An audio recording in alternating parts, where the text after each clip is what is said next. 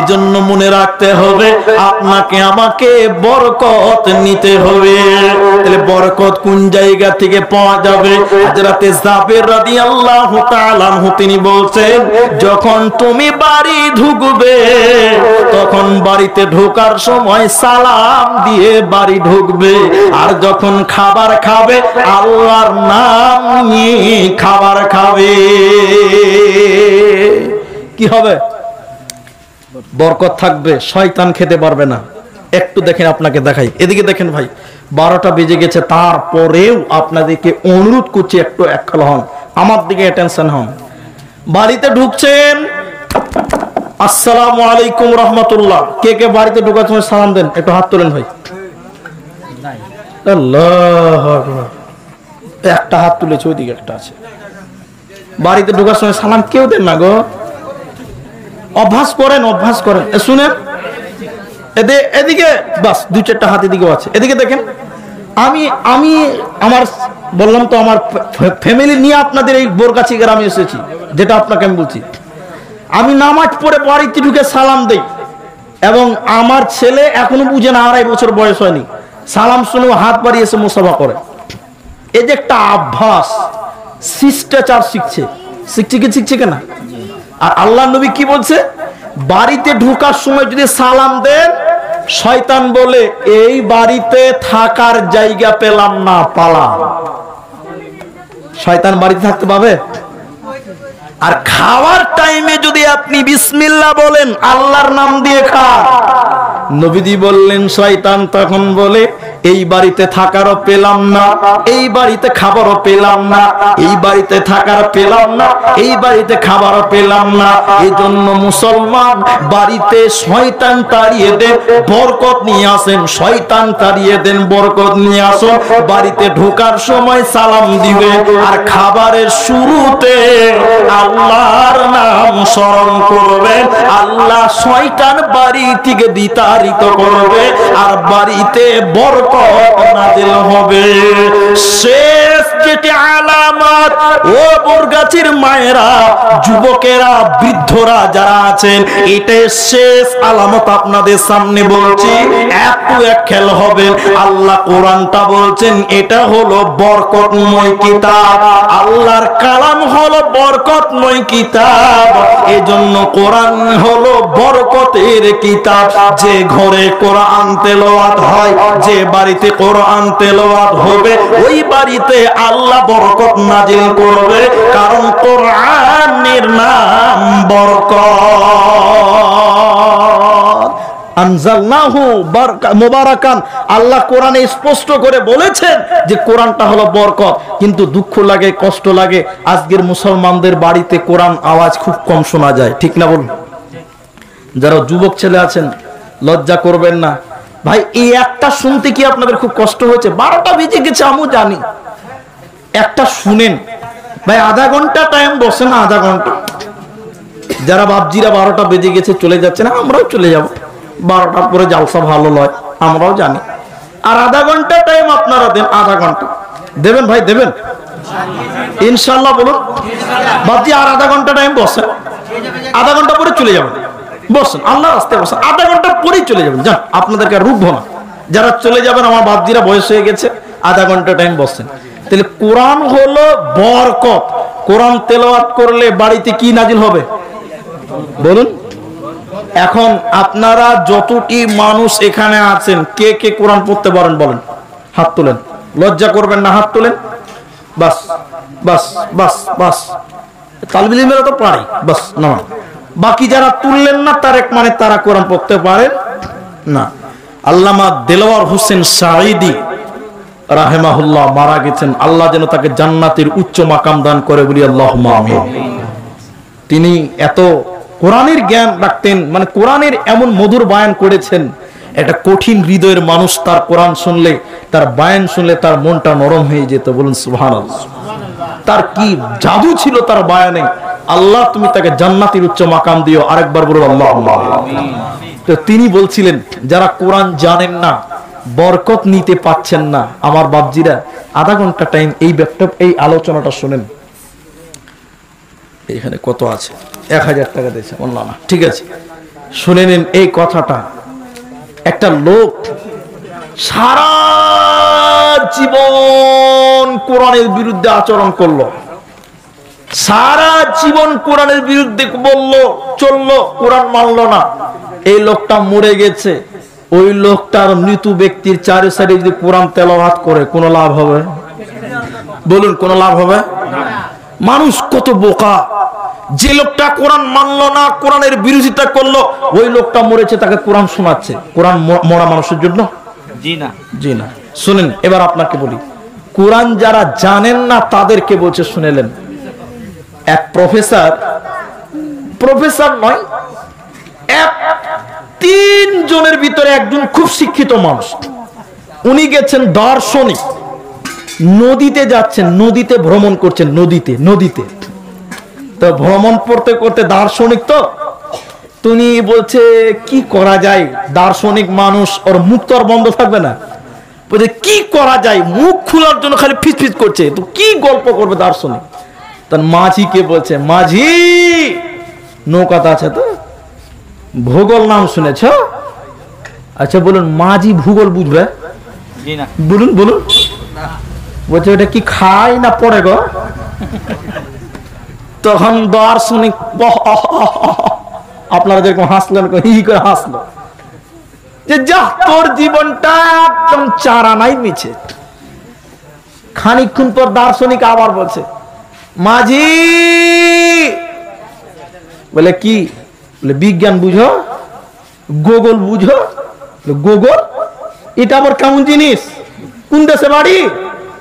তখন দার্শনিক খালি হ করে হাসছে, যে মাঝি রে, তোর জীবনটা আটা নাই মিছে। 16 আনার মধ্যে কত গেল? আর থাকলো কটি? 8 আনা আছে।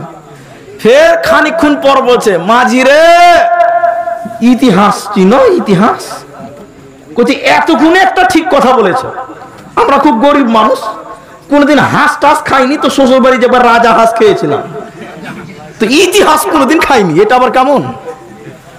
তখন মাঝি হাসতে হাসতে হাসতে হাসতে বলছে, এই দার্শনিক হাসতে হাসতে বলছে, যে মাঝি তোর জীবনটা 12 আনাই মিছে। আর কটি থাকলো? 4 আনা। আর কটি থাকলো? 4 আনা মাত্র মাঝির বেঁচে আছে, বাকি 12 আনা শেষ। এমন সময় এমন কালো মেঘ উঠেছে, বিজলি চমকাচ্ছে, নৌকা খালি নদীতে এরকম এরকম এরকম এরকম করছে, আর বিজলি চমকাচ্ছে, নৌকা ডুববো ডুববো অবস্থা। এমন সময় এই দার্শনিক মাঝিকে বলছে, মাঝি নৌকা ডুববে নাকি?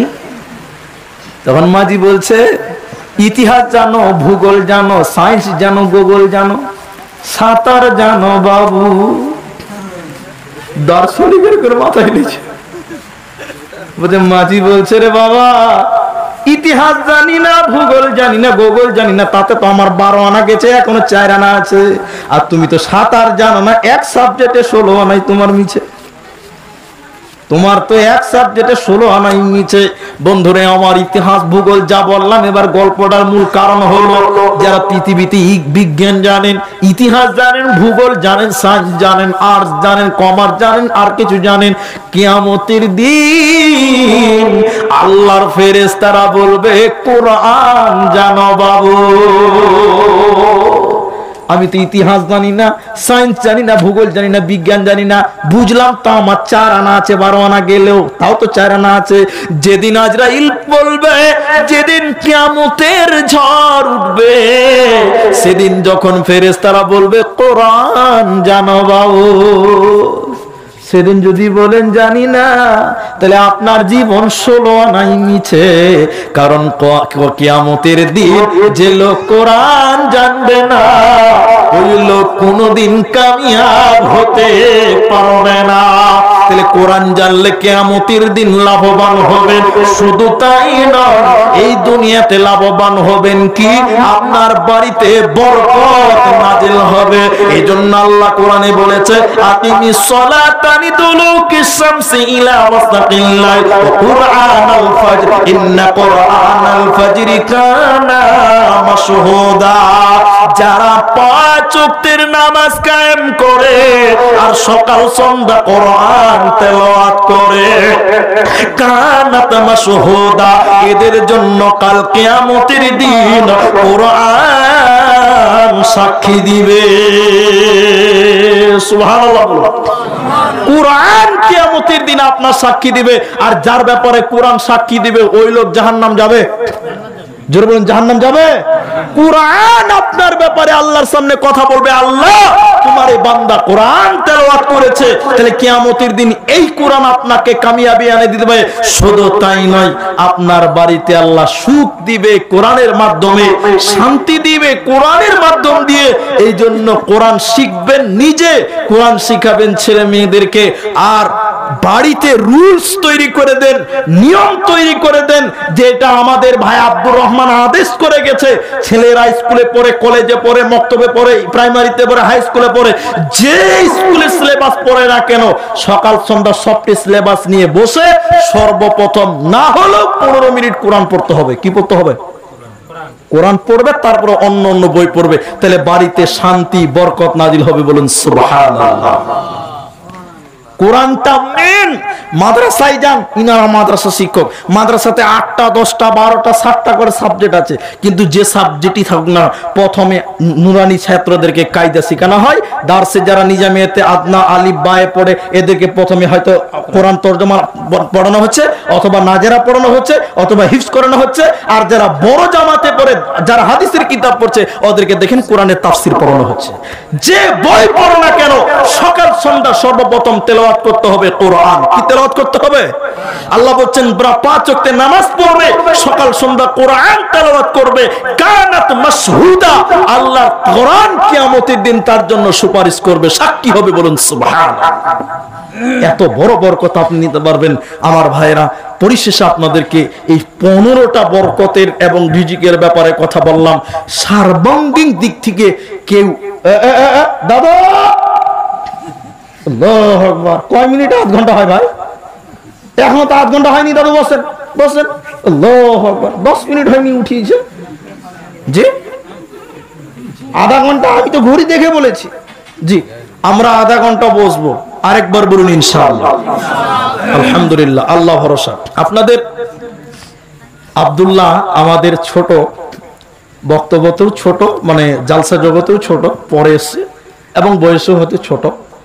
আর উনি আপনাদের গ্রামের ছেলে। আলহামদুলিল্লাহ, আমরা 2 ভাই।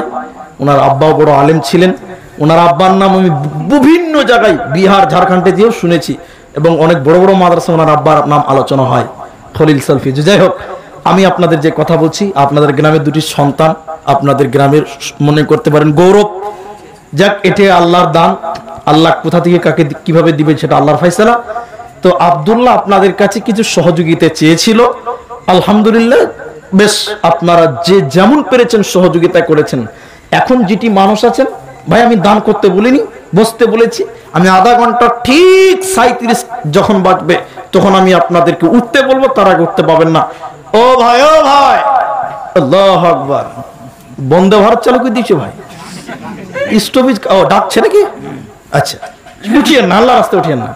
আয়াতটা শেষ করিনি, শেষ করে দিয়েছি। আল্লাহ বলছেন আমহাকুল্লাহুর রিবা ওয়া ইউরবিস সাদাকা। আয়াতটা শুরু করছি এবার।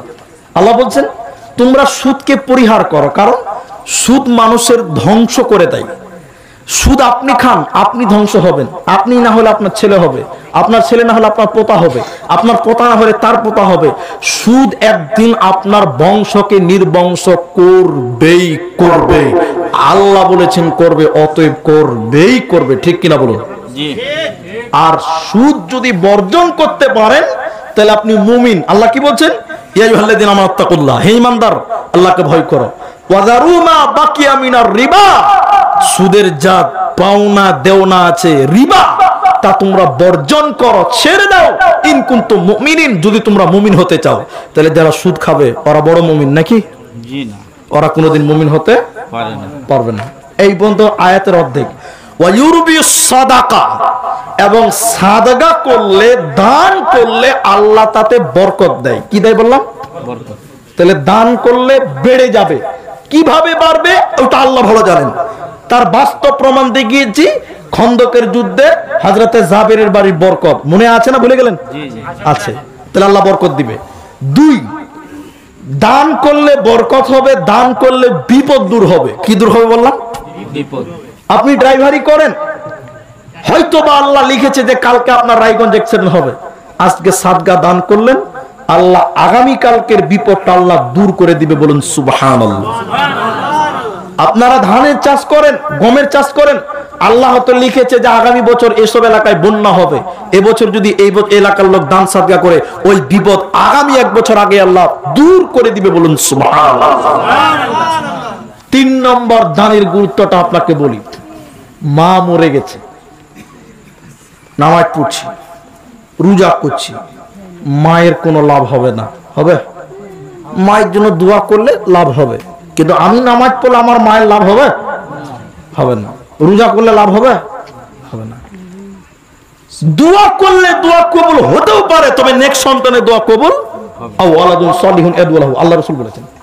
কিন্তু শুনেলেন সুবহানাল্লাহ, কেউ যদি মৃত ব্যক্তির জন্য দান করে, দেখেন দেখেন দেখেন, আল্লাহ রাসূল বলছেন সঙ্গে সঙ্গে তার মা বা প্রতিবেশীর যাদের জন্য দান করেছে ওদের কবরের শাস্তি বন্ধ করে দেওয়া হয়। বলুন সুবহানাল্লাহ। আগুনে পানি ঢেলে দিলে যেমন আগুন নিভে যায়, মৃত ব্যক্তির জন্য দান করলে কবরের শাস্তির সঙ্গে সঙ্গে নিভে যায়, বন্ধ হয়ে যায়। বলুন সুবহানাল্লাহ।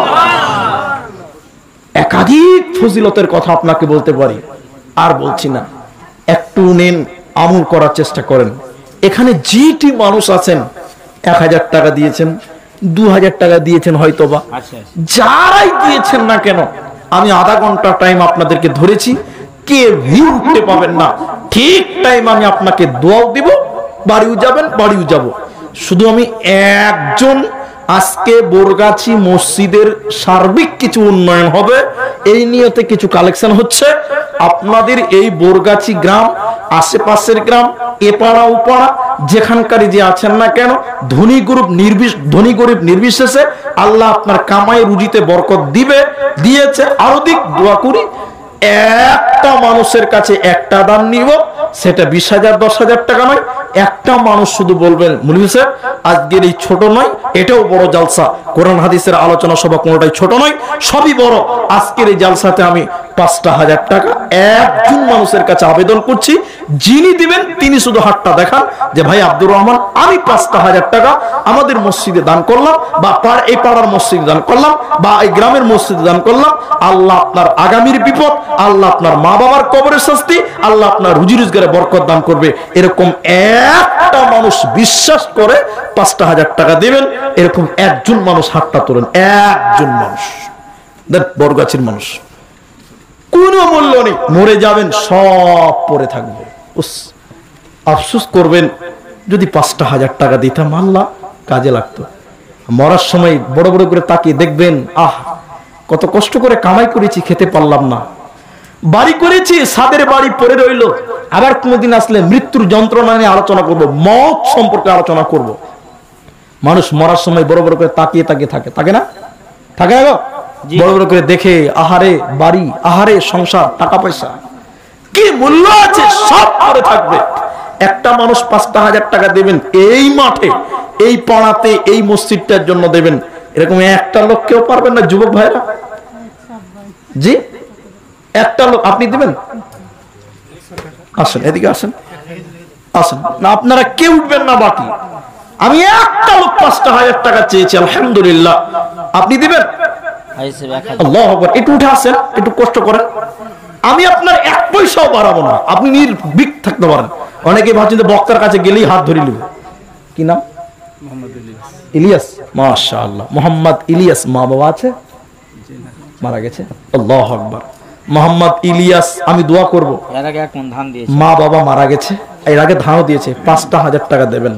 আল্লাহ তুমি তার মা বাবার কবর শাস্তি মার্জনা করো, বলি আল্লাহুম্মা আমিন। বলুন ভাই, আল্লাহ তুমি তার মা বাবার কবরে তুমি জান্নাতের বিছানা বিছিয়ে রাখো বলি আল্লাহুম্মা আমিন। আল্লাহুম্মা গফির লাহু ওয়ারহামহু, আল্লাহুম্মা গফির লাহু ওয়ারহামহু ওয়াসাব্বিতহু, আল্লাহুম্মা গফির লিল হাইয়িনা ওয়া মাইয়িতিনা বলি আল্লাহুম্মা আমিন। একজন পেলাম। আব্দুল সাত্তার কোনটা? ইনি না? 1000 টাকা, 1000 টাকা। আচ্ছা, আর একটা 5000 টাকা কে বলছিলেন ওখানে? আপনি না? এর একটা 5000 টাকা লাইট মেরেছিল কে ওটা? এর আগে একটা বলুন। একটা হয়ে গেছে আলহামদুলিল্লাহ, আমি যেটা চেয়েছি। আর আব্দুল সাত্তার 1000 টাকা দিয়েছে, ওগুলো পরে বলছি, একটু পরে বলছি। আমি 5,000 টাকা চেয়েছিলাম, একটা পেয়ে গেছি। তবে হ্যাঁ, আধা ঘন্টা টাইম আমি আপনাদের একসঙ্গে উঠবো, দোয়া পড়ে উঠবো। আরেকবার বলুন ইনশাআল্লাহ। আচ্ছা বলুন, আর কেউ পারবেন গো যে 5,000 টাকা পারা যাবে? আমি 5,000 টাকা সর্বোচ্চ চেয়েছি। মা দুধ পান করে গেছে, দুধ পান করেছেন মায়ের। মা কত কষ্ট করেছে, মায়ের পেটে 10 মাস থেকেছেন, মায়ের পেটে লাথি মেরেছেন, কত রক্ত ভেঙেছে আপনার জন্য, কত কষ্ট করেছে আপনার মা। সেই মা কবরে চলে গেছে। আল মাইয়িতু কাল গারিব, মানুষ মরে গেলে তাকিয়ে থাকে পথিকের মতন, আপনার মা বাপ তাকিয়ে আছে। 5,000 টাকা দ্বিতীয় নম্বর আরেকটা লোক কেউ পারবেন? কোন আল্লাহর ভাই, আল্লাহর বান্দা কে আছেন আমার ভাই? যদি পারেন তো চট করে বলুন, আমি আপনাদের সবারই জন্য দোয়া করব। ভাববেন না যে আমাদের জন্য দোয়া হবে না, না, সবার জন্য দোয়া হবে। তবে হ্যাঁ, আজকের এই জালসাতে আমার মোহাম্মদ ইলিয়াস তিনি দিলেন 5,000 টাকা এবং এর আগেও 1 মণ দিয়েছেন। কিন্তু এখানে অনেক লোক আছেন, অনেক মানুষ পয়সাওয়ালাও আছেন। চেষ্টা করলেই পারা যাবে, চেষ্টা করলেই পারা যাবে। এখন দিতে পারবেন না, পরে দিবেন। যদি বলেন আরেকটা লোক, তাহলে 2 জন হয়ে যাবে। আল্লাহ খুশি হতেন, আমরাও খুশি হতাম। যদি পারেন তো আসবেন। আর যদি বলেন খুব কষ্ট, খুব ভারী হবে, আল্লাহ রহম করুক, আল্লাহ আপনাদের বরকত দান করুক। সর্ব অবস্থায় দোয়া দিয়ে যাব। না পারলে 1,000 টাকা করে 5টা লোক দেন, 1,000 টাকা করে 5টা লোক দেন। বলুন 1,000 টাকার কি মূল্য আছে? এখন দিতে হবে না, পরে দিবেন। 5টা লোক বলুন, একাই 5,000 আর 5 জন মিলে 5,000, তাও দুটো হবে, একটা জোড়া হয়ে যাবে। চট করে বলুন, একটা হয়েছে আব্দুল সাত্তার। বলুন কে আছেন? 1,000 টাকা দ্বিতীয় নম্বর আল্লাহর বান্দা। কি করবেন? এত টাকা দিয়ে কি হবে? এত পয়সা দিয়ে কি হবে? যেদিন মরে যাবেন একটা কানা কুড়িও নিয়ে যেতে পারবেন না, কারণ কাফনের কাপড়ে কোনো পকেট বানানো থাকে না। হ্যাঁ আফসোস, মানুষ এত টাকা এত পয়সা কি হবে? কাফনের কাপড়ে কোনো পকেট নেই, কিচ্ছু নিয়ে যেতে পারবেন না, ল্যাংটা হয়ে চলে যেতে হবে। এসেছো একা, যাইবা একা, সঙ্গে কেউ যাইবে না। পারবেন না গো? 1,000 টাকা 2 নম্বর কে আছে? আল্লাহর বান্দা। এর ভিতরে যুবক ছেলে যারা আছো, তোমাদেরকে বলি যে জীবনে অনেক টাকা নয়ছয় করেছো, বন্ধু বান্ধব নিয়ে খেয়েছো। আজকে মনে করো যে 1,000 টাকা আমি আল্লাহকে দিয়ে দিলাম, আল্লাহ যে আমার কামায় বরকত দেও, এই নিয়তে 1,000 টাকা যুবক বন্ধু যারা আছেন, যুবক 1,000 টাকা যুবকদের ভিতরে কেউ একটা পারবেন? বরগাছি, এই আন্ধারিয়া বরগাছি এলাকার যুবক তরুণরা যারা আছেন, আলহামদুলিল্লাহ, তাও যদি আপনাদের ভিতরে অসম্ভবের রাস্তায় দাঁড়িয়ে যায় যে না মুন্নি সাহেব 1,000 টাকা আমাদের অনেক টাকা, তাহলে আমি বলবো যে আপনি মিথ্যা কথা বলছেন। কেন? এখন যদি আপনার বাড়ি থেকে অসুস্থ হয়ে যায় 1 লাখ টাকা বেরিয়ে যাবে। আমি বলছি না যে আল্লাহ আপনার বাড়িতে রোগ দিক, বিপদ দিক, আল্লাহ আপনাকে রোগ মুক্ত রাখুক, পরিবারের সুখ দিক, শান্তি দিক। কিন্তু যদি কেউ সিরিয়াস রোগী হয়ে যায়, এখন বাড়ি থেকে 1 লাখ টাকা বেরিয়ে যাবে। টাকা নাই কথাটা মিথ্যা কথা। অতএব 1,000 টাকাও যদি কেউ আর না পারেন, আমি আপনাদের দিনী ভাই সর্বোপরি শেষ কথাটা আপনাদেরকে বলছি, দেন কোরআনটা দেন ভাই। কোরআনে যা বলেছেন সব সত্য। আমাদের মানুষ, আমরা মানুষ, আমাদের কথাই ভুল হতে পারে, আমাদের ভাষাই ভুল হতে পারে, কিন্তু আল্লাহ কোরআনে যা বলেছেন, আল্লাহর কোরআনে কোনো ভুল হবে না। কোরআনের মহব্বতে আমি টোটাল একটাই পেয়েছি দান, বাকি কেউ দান দেননি। একটা করে 1,000 টাকা আমি টোটাল, আর 4 জন আরেকটা 1,000 টাকা এখানে দিয়েছেন। আর 4টা লোকের কাছে 1,000 টাকা চেয়েছিলাম, পারলেন না, দিলেন না। তারপরও আপনি শেষ লগ্নে আরেকটা আবদারি আপনাদের কাছে করব। হয়তোবা এই আপনার বরগাছি আজকের এই প্রোগ্রামটিতে আমার এই আবদার যারা রাখবেন, একটা কোরআন যদি আপনি দোকানে কিনেন ভাই, কমসে কম 300 টাকা করে টাকা নেবে। 300 টাকা নেবেই নেবে। 300 টাকার নিচে কোরআন পাওয়া বড় মুশকিল।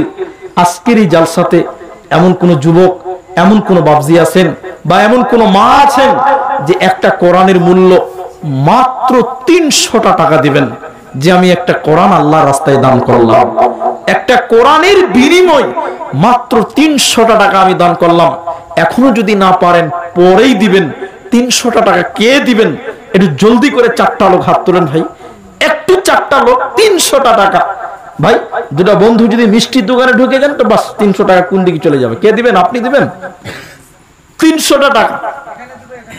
আচ্ছা, কি নাম আপনার? রবিউল হক, লেকিন 300 টাকা চিনতে পারবেন তো? আচ্ছা, রবিউল একটা হলো। বলুন 2 নম্বর কে দিবেন? 300 টাকা। এই কোরআনের চেয়ে দামি সম্পদ আর কিছু নাই। শেষ করব, বলুন জলদি করে 3টা লোক বলুন 300 টাকা। জি, কে দিবেন? আর 300 টাকা আল্লাহর রাস্তায় 3টা লোক আর নিব মাত্র। আর আমি 1000 টাকায় একটা পেয়েছি, বাকি আর কেউ সারা দিতে পারেননি। আচ্ছা, আপনারা হাতটা তুলেন, একটু জলদি আছে, টাইম নষ্ট করিয়েন না। 200 টাকা নগদ 2 বস্তা আছে। আচ্ছা, আলহামদুলিল্লাহ। বলুন কোরআন চেয়েছি আমি, আলহামদুলিল্লাহ। 500 নগদ 500 বাকি। আলহামদুলিল্লাহ, আলহামদুলিল্লাহ। কি নাম? বাদরুদ্দিন। 500 বাকি 500 নগদ, দুটা 1000 হয়েছে। রবিউল হক। আচ্ছা, রবিউলের নামটা কেটে দিবেন ভাইজান। হ্যাঁ, আলহামদুলিল্লাহ, কোরআন দুটো হয়ে গেছে। জাযাকুমুল্লাহ, বারাকাল্লাহ। 3টা কি নাম? আরেকটা কোরআন বলুন না। 500 বাকি। হ্যাঁ, 500 নগদ 500 বাকি। ও ঠিক আছে। আলহামদুলিল্লাহ, 3টি কোরআন হয়েছে। আর একটা 1000 আর হলো, তাহলে দুটি 1000 হয়েছে। 3টে কোরআন, আরেকটা কোরআন দেন, 4টা হবে ইনশাআল্লাহ। বলুন 300 টাকা। জি, তোর গহনা দিন ফু রাইয়া যাবে, জহিবনে লাগবে ভাতি, ওই যে দেখো ডাকিতেছে তোমায় কবরের মাটি। কত আছে ভাই?